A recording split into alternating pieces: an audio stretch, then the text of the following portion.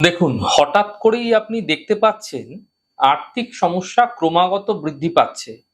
অর্থাৎ অর্থ একদমই আসতে চাইছে না। যত দিন যাচ্ছে আর্থিক সফলতা কমছে, আপনি বুঝতে পারছেন, এমনটি অনুভব করতে পারছেন। এমনটি মুখ্যত চন্দ্রের কারণে হয়ে থাকে। তো চন্দ্র হচ্ছে মাতৃকারক গ্রহ। তো দেখুন, শাস্ত্র বচনে বলা আছে, বিতুর পদ্রিকা মাতা গর্ভধারিণী পোষণাৎ অত ক্ষেত্র সুলোকেশু নাত্রিমাস্তি সমগুরু। অর্থাৎ মা গুরুর সমান।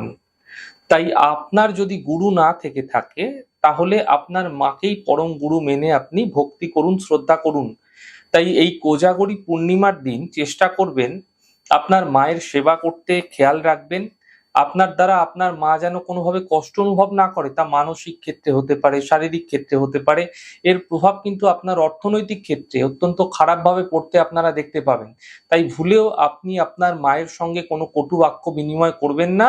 এই দিন মানসিক শান্তি বজায় রাখার চেষ্টা করুন এবং সর্বদা হাসি খুশি থাকার চেষ্টা করুন। নচেৎ চন্দ্র আপনার ক্ষেত্রে দুর্বল হতে পারে, যা আপনাকে মানসিক দুশ্চিন্তাগ্রস্ততা করে তুলবে।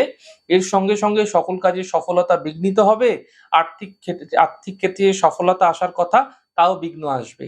তাই মায়ের সঙ্গে বিশেষ করে কোজাগরী পূর্ণিমার দিন কখনোই ভুল করেও খারাপ ব্যবহার করবেন না।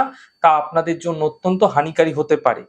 কোজাগরী পূর্ণিমার দিন সন্ধ্যাবেলা একটা চৌকো সাদা কাগজে কেশর দ্বারা অনামিকা আঙ্গুল দিয়ে 33 বাংলায় লিখতে পারেন, ইংরেজিতে লিখতে পারেন, 33 বা 33 যে কোনো একটি আপনারা এতে ইংরেজিতে হোক বাংলাতে হোক আপনারা লিখে দেবেন 33 এই সংখ্যাটি অনামিকা আঙ্গুল দ্বারা লেখা হয়ে গেলে কেশর দিয়ে চাঁদের আলোতে বেশ কিছুক্ষণ কাগজটিকে ধরে রাখুন এবং তারপরে আপনারা আপনাদের ক্যাশ বাক্সে সেই কাগজটিকে রেখে দিন।